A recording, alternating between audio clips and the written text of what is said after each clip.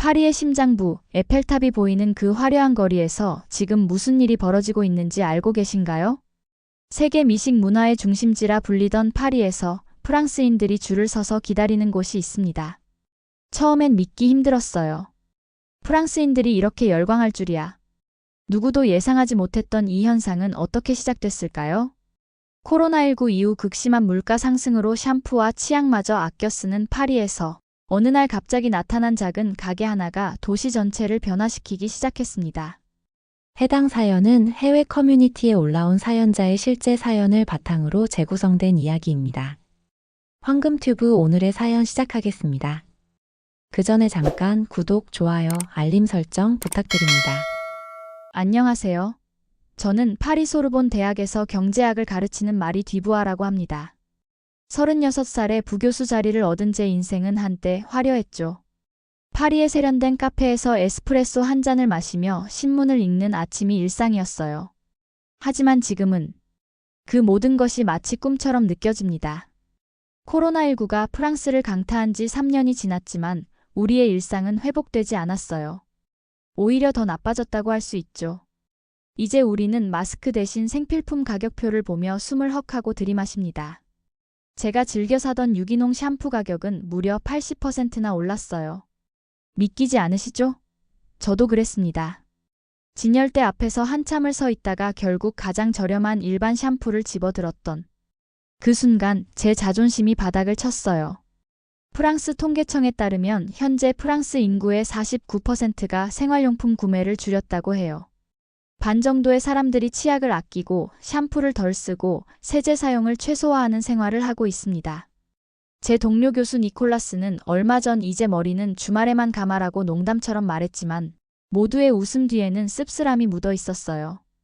파리의 거리는 여전히 아름답습니다. 에펠탑은 밤하늘을 수놓고 센강은 여전히 낭만적이죠. 하지만 자세히 들여다보면 카페의 테이블이 예전보다 훨씬 비어있고 사람들의 표정에는 불안감이 가득합니다. 제가 사는 몽마르트 근처 동네만 해도 문을 닫은 가게가 6곳이나 됩니다. 코로나19로 문을 닫았다가 겨우 다시 열었는데 이번엔 인플레이션의 파도에 휩쓸린 거예요. 특히 점심시간이 가장 큰 변화를 맞았어요. 예전에는 동료들과 함께 근처 비스트로에서 와인 한 잔과 함께 코스 요리를 즐기곤 했는데 이제는 그런 여유가 사라졌습니다. 평균 점심 가격이 25유로에서 40유로로 뛰었으니까요. 대부분의 동료들은 집에서 싸온 샌드위치로 허기를 달래기 시작했어요. 저도 마찬가지였죠. 하지만 솔직히 말하면 저는 요리에 소질이 없어요. 제 손으로 만든 샌드위치는 항상 맛이 없었죠. 마요네즈는 너무 많이 넣거나 아예 빼먹고 빵은 항상 너무 질기거나 반대로 물렁물렁했어요. 어느 날은 너무 허기가 져서 대학 근처 패스트푸드점에 들어갔다가 햄버거 가격을 보고 놀라 그대로 나온 적도 있습니다. 12유로짜리 햄버거라니 믿기지 않았어요. 그러던 어느 비 오는 화요일 오후, 저는 소르본 대학의 강의를 마치고 집으로 가는 길에 평소와는 다른 광경을 목격했습니다. 생미셸 대로의 한 구석, 예전에 문을 닫았던 작은 카페 자리에 새로운 가게가 문을 열고 있었어요. 간판은 단순했지만 눈에 띄는 색깔로 한식 도시락이라고 쓰여 있었습니다. 문 앞에는 짧은 줄이 늘어서 있었고 사람들은 모두 작은 직사각형 상자를 들고 나오고 있었죠. 저는 발걸음을 멈추고 잠시 그 광경을 지켜봤어요. 비가 내리는 파리의 거리에 어딘지 모르게 이질적이면서도 호기심을 자극하는 그 가게가 새로운 희망의 빛처럼 보였습니다. 그때만 해도 저는 이 작은 가게가 제 삶을 그리고 어쩌면 파리의 일상을 어떻게 바꿔놓을지 전혀 알지 못했어요. 그 비 오는 날 이후 저는 신기하게도 파리 곳곳에서 한식 도시락이라는 간판을 발견하기 시작했어요. 마치 하루아침에 우후죽순처럼 생겨난 것 같았죠. 소르본 대학 근처에만 3곳, 제가 자주 가는 말의 지구에도 2곳이 문을 열었습니다. 처음에는 그저 지나치기만 했어요. 도시락이라는 개념 자체가 제게는 낯설었거든요. 어느 날 점심시간 저는 경제학부 동료인 소피와 함께 카페에서 나오다가 또 다시 한식 도시락집 앞에 늘어선 줄을 보게 되었습니다. 평소 같았으면 그냥 지나쳤겠지만 소피가 문득 말했어요. 마리, 저 가게 한번 가볼까? 줄 서 있는 걸 보니 뭔가 특별한 게 있나 봐. 저는 코웃음을 쳤습니다. 한국 음식? 그냥 싸구려 패스트푸드일 거야. 우리는 프랑스인인데 그런 걸 왜 먹어? 소피는 제 반응에 눈을 동그랗게 떴어요. 마리, 넌 경제학자면서 이런 현상에 궁금증이 안 들어? 요즘 어디를 가나? 사람들이 저 도시락을 들고 다니던데. 소피의 말이 맞았어요. 저는 경제학자답지 않게 새로운 소비 트렌드를 무시하고 있었습니다. 하지만 그래도 제 속에는 이상한 거부감이 있었어요. 아마 프랑스 요리의 자부심 때문이었을까요? 그날 오후 제 수업을 듣는 학생들 중 몇몇이 강의실에 들어오며 그 직사각형 도시락 상자를 들고 있는 것을 발견했어요. 루이스라는 학생은 심지어 강의 중에도 그 상자를 자랑스럽게 책상 위에 올려두었죠. 수업이 끝나고 저는 호기심에 못 이겨 물어봤습니다. 그 상자에 그렇게 특별한 게 뭐야? 루이스는 환하게 웃으며 대답했어요. 교수님, 이건 그냥 상자가 아니라 도시락이에요. 한국에서는 점심을 이렇게 예쁘게 담아 먹는데요. 8유로밖에 안 하는데 양도 많고 정말 맛있어요. 게다가 매일 메뉴가 바뀌어서 질리지도 않고요. 8유로라니 솔직히 말해 저는 깜짝 놀랐어요. 파리에서 8유로로 제대로 된 식사를 할 수 있다는 게 믿기지 않았거든요. 하지만 여전히 제 마음속에는 의심이 가득했습니다. 한국 음식이라니 그게 얼마나 맛있을까? 그리고 위생은? 영양은? 그날 저녁 저는 집에서 인터넷 검색을 시작했어요. 한식 도시락에 대해 알아보고 싶었거든요. 놀랍게도 파리 전역에서 이미 수십 개의 한식 도시락 가게가 영업 중이었고 소셜미디어에서는 찬사가 가득했습니다. 어떤 블로거는 경제적 위기 속 파리의 구원자라고까지 표현했더군요. 특히 눈길을 끈 것은 도시락의 구성이었어요. 주로 밥과 다양한 반찬 그리고 국으로 이루어져 있었는데 한 끼에 모든 영양소를 골고루 섭취할 수 있도록 세심하게 계획된 것 같았습니다. 사진만 봐도 색감이 다양하고 예뻤어요. 빨간색, 초록색, 노란색의 음식들이 조화롭게 배치되어 있었죠. 다음 날 아침 대학으로 출근하는 길에 또다시 한식 도시락집 앞을 지나게 되었어요. 이번에는 줄이 더 길어져 있었습니다. 거의 20명은 되어 보였어요. 사람들의 표정이 기대에 찬 것을 보니 뭔가 특별한 게 있는 게 분명했죠. 하지만 저는 여전히 고개를 돌리고 지나쳤어요. 프랑스 요리의 나라에서 외국 도시락이라니 말도 안 돼.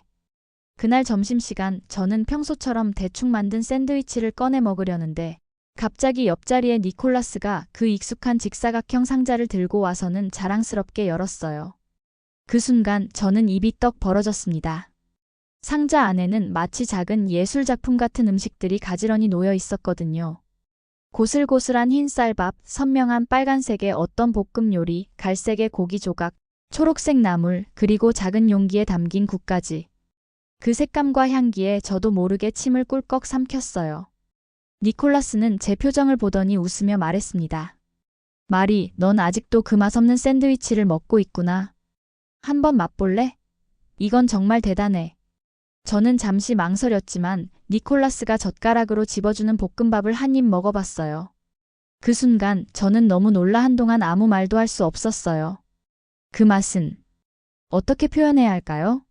달콤하면서도 매콤하고 향긋하면서도 진한 제가 지금까지 경험해보지 못한 새로운 맛이었습니다. 이게 뭐야? 저는 겨우 말을 이었어요. 니콜라스는 득의양양한 표정으로 대답했습니다. 불고기라고 해. 한국의 전통 요리래. 이제 이해하겠지? 왜 모두가 이것에 열광하는지. 그 순간 저는 제 우월감과 편견이 얼마나 어리석었는지 깨달았어요. 하지만 아직도 한식 도시락을 직접 사 먹어볼 용기는 나지 않았습니다. 프랑스인으로서의 마지막 자존심이었을까요? 하지만 그 맛은 이미 제 기억 속에 강하게 각인되었고 다음 날 점심이 기다려지기 시작했습니다. 이틀 후 저는 인생에서 가장 당혹스러운 순간을 맞이했습니다. 은행에서 월급 통장 잔고를 확인했는데 예상보다 훨씬 적은 금액이 남아 있었어요. 집세와 공과금이 모두 오른 탓이었죠. 한숨을 내쉬며 은행을 나서는데 갑자기 배에서 꼬르륵 소리가 났어요.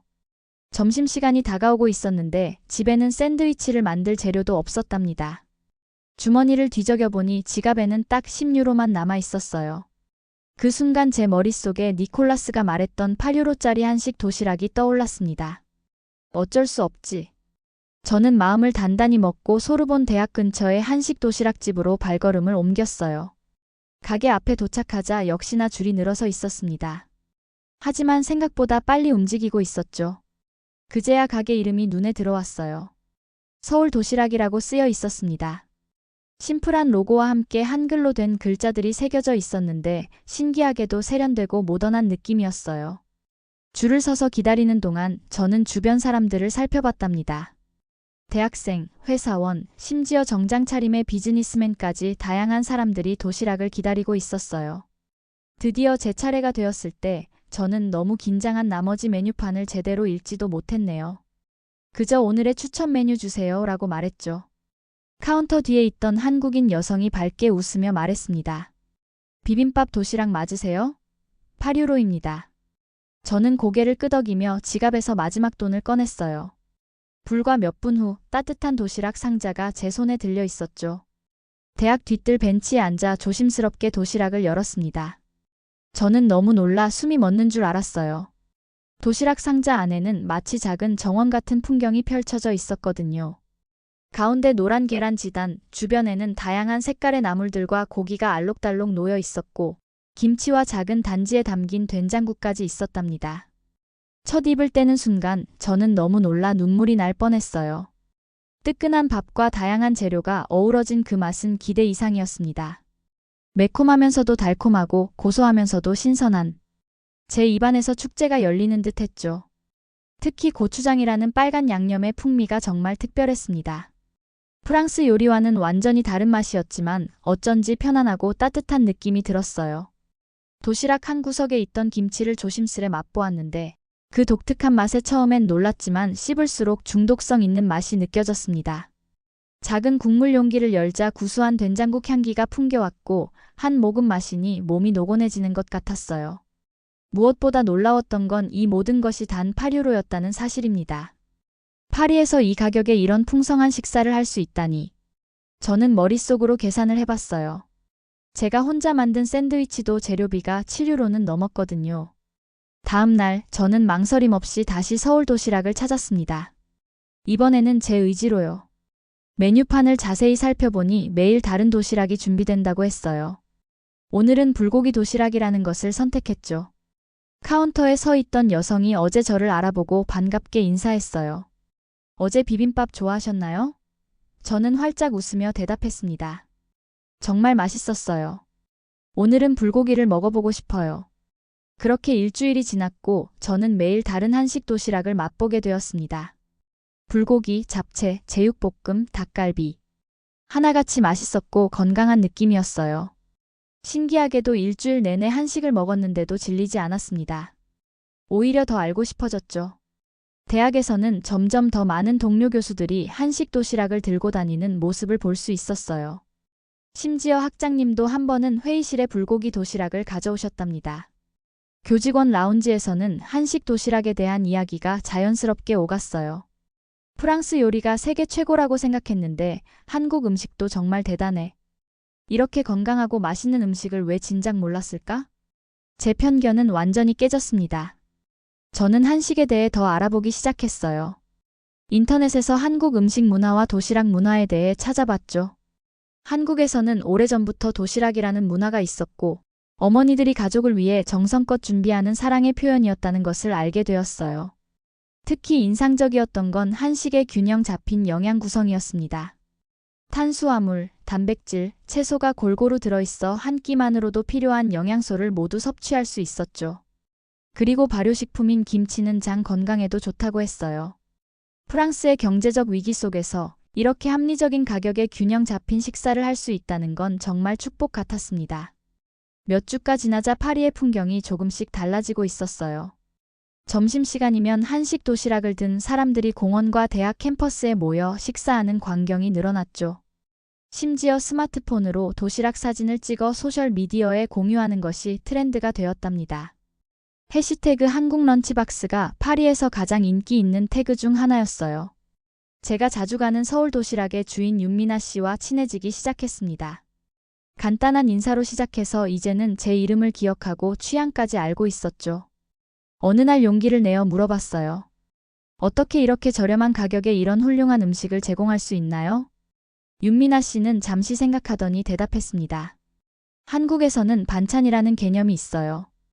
주식인 밥과 함께 여러 가지 작은 반찬들을 먹죠. 이렇게 하면 재료를 다양하게 사용하면서도 비용을 절감할 수 있어요. 또 우리는 매일 아침 일찍부터 준비해서 신선한 재료로 모든 걸 직접 만들어요. 저는 머리를 끄덕였어요. 그 비결은 한국 음식 문화의 특성과 윤미나 씨의 정성이었던 거죠. 그런데 왜 파리에 오셨어요? 제가 물었더니 윤미나 씨는 웃으며 대답했습니다. 원래는 파리에서 패션을 공부하러 왔었어요. 하지만 코로나19와 경제 위기가 닥치면서 많은 유학생들이 어려움을 겪었죠. 그때 한국의 도시락 문화가 여기에도 도움이 될 수 있겠다고 생각했어요. 교수로서 이런 현상이 너무 흥미로워 동료들과 함께 소규모 연구를 시작했습니다. 경제 위기 속 식문화 변화라는 주제로요. 설문조사를 해보니 응답자의 70%가 최근 한 달 이내에 한식 도시락을 먹어봤다고 답했어요. 그리고 그중 80%는 가격 대비 품질에 만족한다고 했죠. 더 놀라운 건 그 영향력이 음식을 넘어 문화적 관심으로 확대되고 있다는 점이었습니다. 파리 시내 도서관에서는 한국어 입문서 대출이 30% 증가했고, 넷플릭스에서는 한국 드라마 시청률이 급증했어요. 저도 어느새 오징어 게임과 사랑의 불시착을 시청하고 있는 제 모습을 발견했답니다. 물론 모든 사람이 이런 변화를 반기는 건 아니었어요. 소르본 대학의 프랑스 요리 역사를 가르치는 피에르 교수는 교직원 회의에서 강하게 비판했습니다. 우리는 미슐랭의 나라입니다. 이런 외국 패스트푸드에 열광하는 건 프랑스 문화의 퇴보예요. 그날 회의실은 긴장감으로 가득 찼죠. 저는 너무 놀라 머릿속이 하얘졌어요. 하지만 곧 용기를 내어 말했습니다. 피에르, 당신은 한식 도시락을 직접 먹어봤나요? 이건 패스트푸드가 아니라 건강하고 균형 잡힌 식사예요. 게다가 우리가 처한 경제적 현실을 무시할 수는 없잖아요. 의외로 많은 교수들이 저를 지지해 주었습니다. 심지어 학장님도 문화는 항상 교류하고 발전하는 것이라며 제 의견에 동의해 주셨어요. 이 작은 논쟁은 곧 파리 전역에서 벌어지고 있는 더 큰 문화적 변화의 축소판이었답니다. 최근 몇 주 사이에 저는 윤미나 씨의 서울 도시락 단골이 되었습니다. 매일 점심시간이면 그곳에 가서 다양한 한식을 맛보는 게 저의 소소한 행복이 되었죠. 어느 날 윤미나 씨가 제게 특별한 제안을 했어요. 말이 곧 우리 가게에서 주말마다 한국 문화의 밤을 열려고 해요. 한국어 기초와 김치 만들기를 가르치는 시간인데 혹시 관심 있으세요? 저는 망설임 없이 수락했습니다. 그렇게 저의 주말은 더욱 풍요로워졌어요. 한국어는 처음에는 너무 낯설었지만 안녕하세요, 감사합니다, 맛있어요 같은 기본적인 인사말부터 배우기 시작했죠. 김치 만들기 수업은 특히 인기가 많았어요. 윤미나 씨가 알려준 대로 배추에 고춧가루 양념을 버무리며 처음으로 요리의 즐거움을 느꼈답니다. 더 놀라운 일은 제 건강에 변화가 찾아온 것이었어요. 한식 도시락을 먹기 시작한 지 석 달 만에 저는 2kg이 빠졌고 피부도 좋아졌죠. 아침에 일어나는 것도 더 수월해졌고 오후 졸음도 줄어들었어요. 대학의 건강검진에서는 콜레스테롤 수치가 정상으로 돌아왔다는 결과가 나왔답니다. 이런 변화는 저뿐만이 아니었어요. 대학 동료들도 비슷한 경험을 이야기했습니다. 니콜라스는 만성 소화불량이 개선되었다고 했고 소피는 피부 트러블이 줄었다고 자랑했죠. 저희 학과 사무실에서는 이제 점심 후 나른함 대신 활기찬 대화가 오갔어요. 윤미나 씨의 가게는 점점 더 번창했습니다. 손님이 너무 많아져서 공간을 넓히고 직원도 더 고용했다고 해요. 더 놀라운 것은 파리 곳곳에 비슷한 한식 도시락집들이 생겨나고 있다는 사실이었죠. 센 강변, 에펠탑 근처, 심지어 샹젤리제 거리에도 한식 도시락을 파는 가게들이 문을 열었답니다. 어느 날 저는 경제학 강의 중에 이 현상을 예시로 들었어요. 경제적 위기는 때로 혁신을 가져옵니다. 파리의 한식 도시락 열풍은 그 좋은 예죠. 합리적인 가격, 건강한 음식, 효율적인 포장. 이것이 바로 시장이 요구하는 해결책을 찾아낸 사례입니다. 수업이 끝난 후 한 학생이 다가와 질문했어요. 교수님, 저도 한국에서 왔는데요. 한식이 이렇게 인기를 끌 줄 몰랐어요. 어떻게 이런 변화가 일어났다고 생각하세요? 저는 잠시 생각하다 대답했습니다. 때로는 위기가 우리를 새로운 길로 인도하기도 해요. 우리 프랑스인들은 자존심이 강해서 변화를 받아들이기 어려운 면이 있죠. 하지만 지갑이 가벼워지자 우리는 마음을 열 수밖에 없었어요. 그리고 그 덕분에 우리는 한국의 아름다운 식문화를 발견하게 되었죠. 이제는 파리의 거리에서도 신기한 광경이 펼쳐지고 있어요. 안녕하세요. 감사합니다와 같은 한국어 인사가 자연스럽게 들리기 시작했죠. 한식 도시락집에 가면 프랑스인들이 서툰 발음으로 안녕하세요, 비빔밥 주세요 라고 말하는 모습을 볼 수 있었답니다. 도시락 포장에도 한글로 메뉴 이름과 간단한 한국어 회화가 적혀 있었어요. 윤미나 씨의 서울 도시락은 이제 문화교류의 중심지가 되었습니다. 매주 토요일 저녁에 열리는 한국 문화의 밤에는 항상 사람들로 가득 찼어요. 저는 이제 김치 담그기 수업의 보조 강사가 되었죠. 제가 한국 음식에 대해 알게 된 지식을 다른 사람들과 나누는 일이 너무 즐거웠습니다. 어느 날 윤미나 씨가 저를 가게 뒤편으로 데려가더니 비밀을 하나 털어놓았어요. 말이 사실 우리 가게는 혼자서 시작한 게 아니에요. 파리에 있는 한국 유학생들이 힘을 모아 만든 프로젝트예요. 코로나19로 모두가 어려웠을 때 우리끼리 서로 도우며 시작했죠. 저는 너무 놀라 그 자리에 얼어붙은 듯 서 있었어요. 윤미나 씨는 계속해서 이야기했습니다. 처음에는 유학생들을 위한 공동 부업 같은 개념이었어요. 그런데 점점 현지인들도 찾아오기 시작했고 지금은 이렇게 되었네요. 파리 전역에 있는 한식 도시락집 대부분이 우리 네트워크로 연결되어 있어요. 그날 저녁 윤미나 씨는 저를 한국 유학생들의 모임에 초대했습니다. 20명 정도의 젊은이들이 모여 있었는데 모두 파리 곳곳에서 한식 도시락집을 운영하고 있었어요. 그들의 이야기를 들으며 저는 깊은 감동을 받았죠. 대부분이 원래는 패션, 예술, 요리 등을 공부하러 온 유학생들이었지만 코로나19와 인플레이션으로 학업을 중단하거나 아르바이트를 찾아야 했던 상황이었답니다. 그들은 고민 끝에 자신들의 문화를 나누는 방식으로 위기를 극복하기로 결정했어요. 한국의 어머니들에게 배운 레시피로 도시락을 만들어 팔기 시작했죠. 처음엔 유학생들을 위한 것이었지만 곧 현지 프랑스인들도 그 맛과 가성비에 매료되었다고 해요. 한 유학생은 눈시울을 붉히며 말했습니다. 처음에는 그저 생존을 위한 것이었어요. 하지만 이제는 우리 문화를 알리고 프랑스 친구들과 나누는 일이 너무 기쁘고 자랑스러워요. 저는 그들의 이야기를 듣고 너무 놀라 가슴이 덜컥 내려앉았어요. 어려운 상황에서도 포기하지 않고 창의적인 방법으로 문제를 해결한 그들의 의지와 지혜가 정말 대단하게 느껴졌습니다. 파리로 돌아오는 길에 저는 문득 거리의 변화를 새삼 실감했어요. 이제는 카페 테라스에 앉아 와인을 마시는 사람들 옆에 도시락을 먹으며 젓가락을 사용하는 사람들이 자연스럽게 어우러져 있었습니다. 문화적 다양성이 이렇게 아름다울 수 있다니. 다음 주 경제학과 세미나에서 저는 파리의 한식 도시락 현상에 대한 연구 결과를 발표했어요. 통계에 따르면 한식 도시락집은 이미 파리에 100개가 넘었고 매출액은 전년 대비 300% 증가했습니다.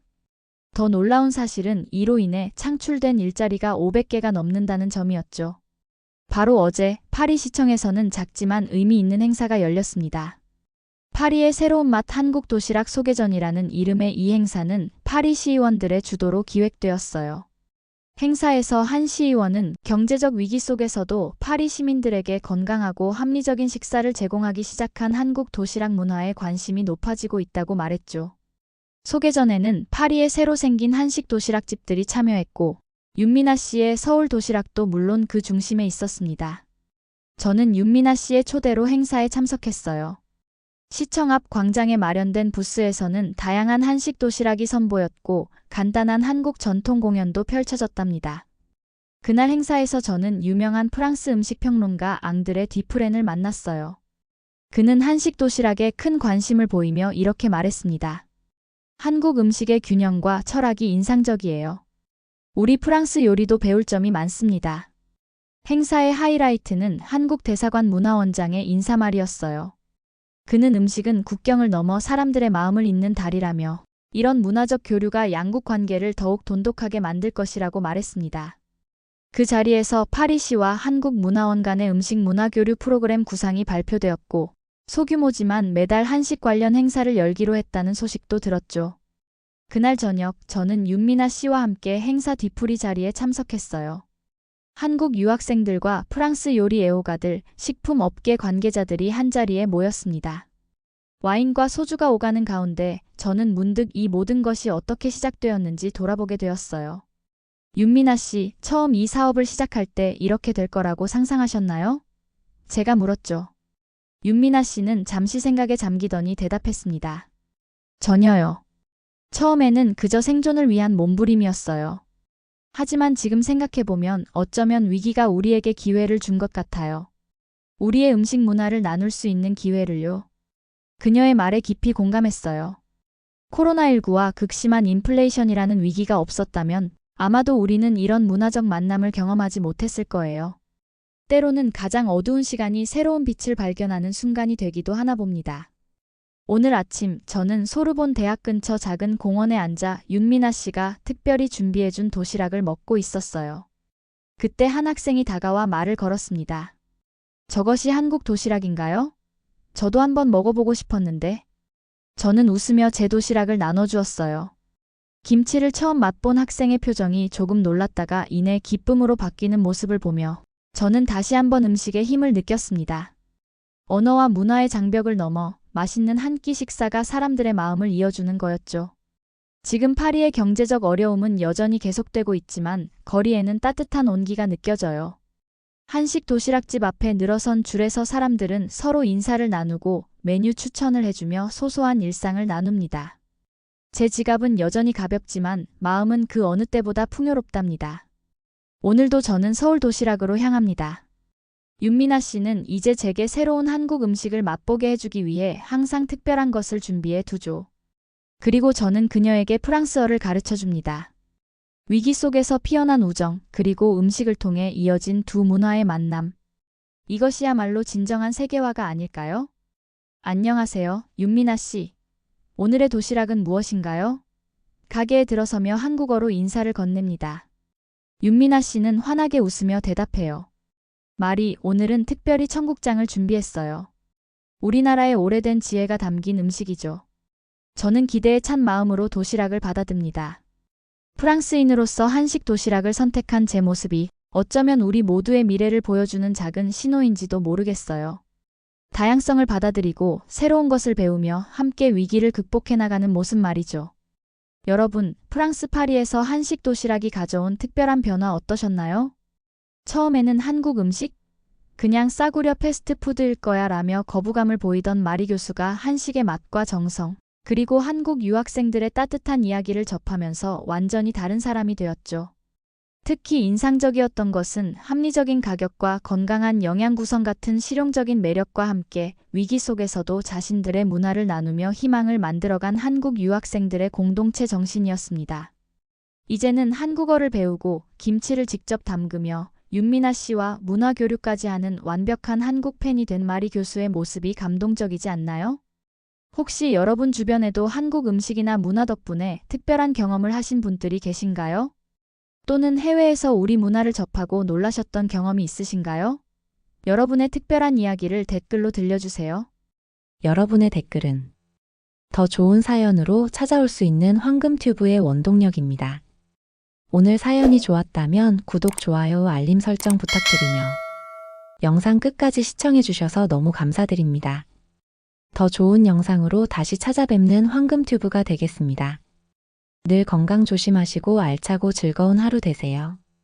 황금튜브였습니다. 고맙습니다. 그리고 늘 사랑합니다.